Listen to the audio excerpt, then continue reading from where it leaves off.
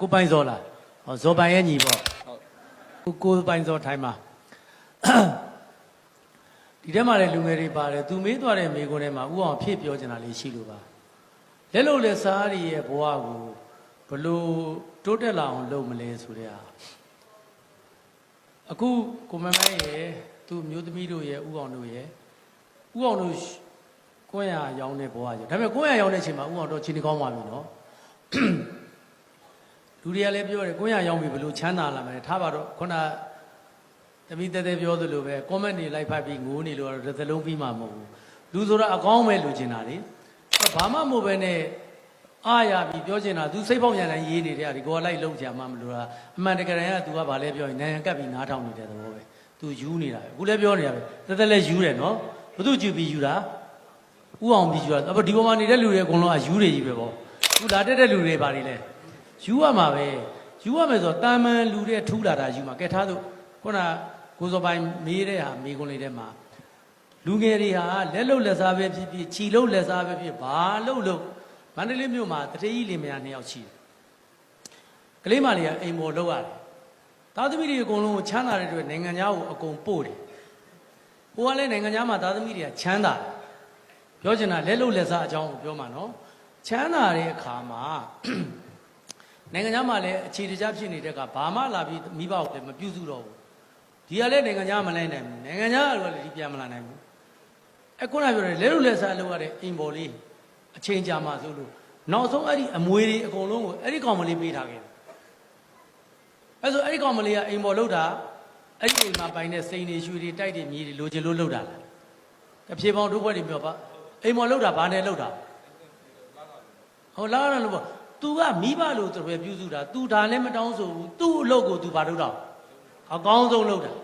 အကောင်းဆုံးလို့တော့ဟိုဟာတွေကကြွေကြပြီးတော့မွေသားမွေပန်တွေကလည်းပြန်မလာဘူးအဲ့တော့ဒါတွေကနေနဲ့ထိုက်တန်တယ်ဆိုပေးသွားတာ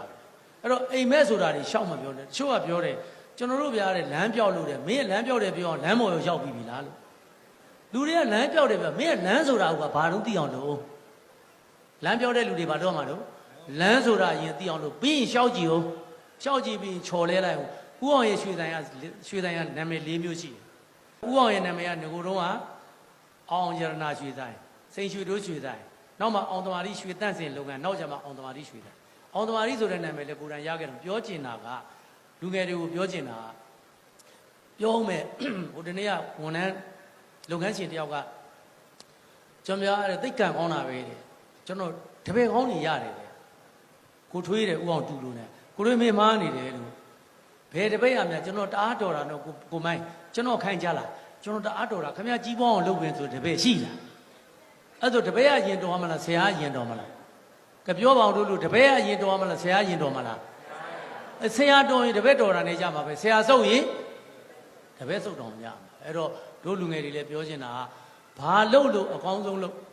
နော်ဟိုတနေ့ကဥအောင်ပြောဥပါတယ်ရွှေတင်တန်းမှာကလေးလေးတယောက်ကဆရာတဲ့ကျွန်တော်လုပ်ငန်းတွေပါပြောတယ်မင်းဘလောက်ဘွဲရပြီတဲ့ဥ